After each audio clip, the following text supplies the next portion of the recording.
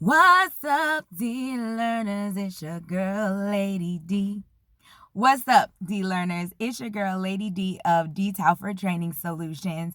I am here today to talk to you about why is it unschoolers are going to succeed in the real world. So I want to give you the 10 reasons that I know unschoolers are going to succeed in the real world. So, number one, strong relationships with their parents. A lot of unschoolers and homeschoolers in general interact with their parents every day. They have relationships with them. They talk with them.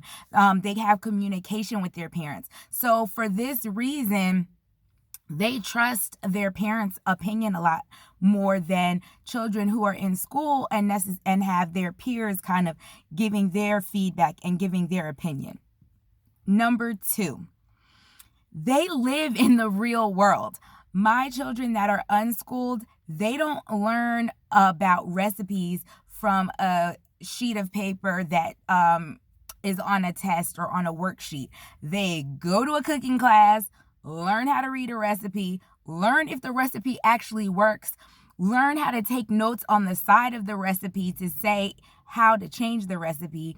So literally, they live in the real world. So of course, they're going to understand how the real world actually works.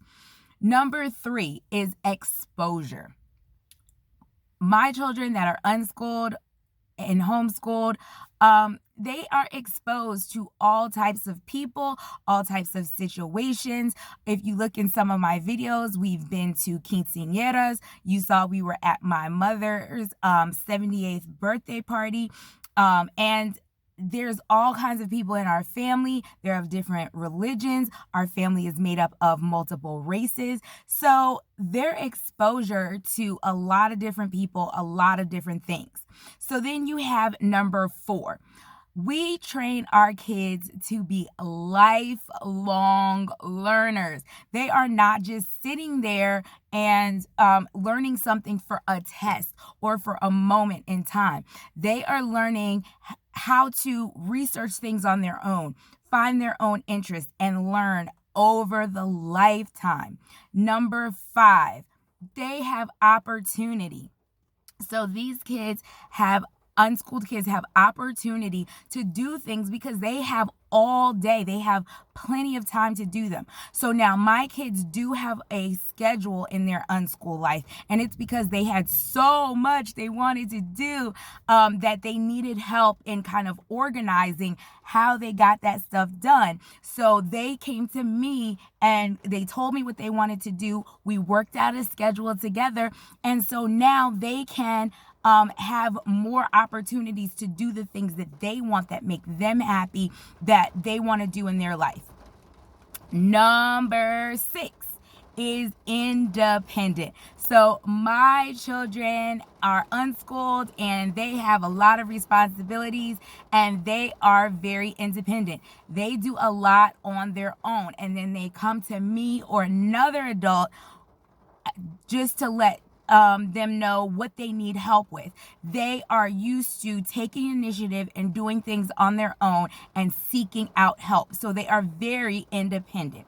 Number seven, that is, they are used to making decisions. So that goes along with being independent. So also being used to making a decision, saying, okay, these are my choices. Let me weigh my pros and cons and then actually decide what I'm going to do. And then the good thing about it is they'll come to me or their dad or another trusted adult and tell them what decision they made, and they have a reason or a backing for the decision. Then you've got number 8. My favorite, driven by passion. And I love the fact that their learning is motivated and they're driven by passion. So when they choose a career, it's not going to be driven by money. It's going to be driven by, I have a passion for this thing, so I am going to use my passion and make it a career and make money out of it. My passion is to talk and teach people. And I live my passion every day. I work with young children. I work with adults. I teach adults. I am living my passion. I am living my dream, and I want my kids to have that same thing.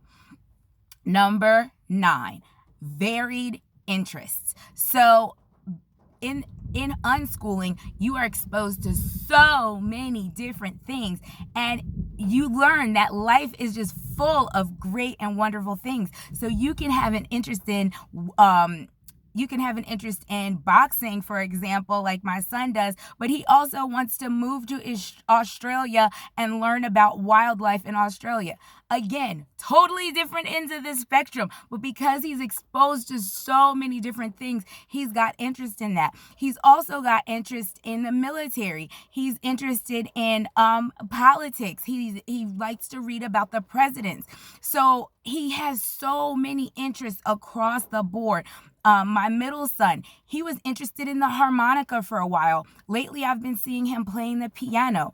Again, his unschooled life lets him be able to pick and choose and jump around. And there's so many times you ask kids what they want to be when they grow up, and kids saying something like a basketball player or a football player.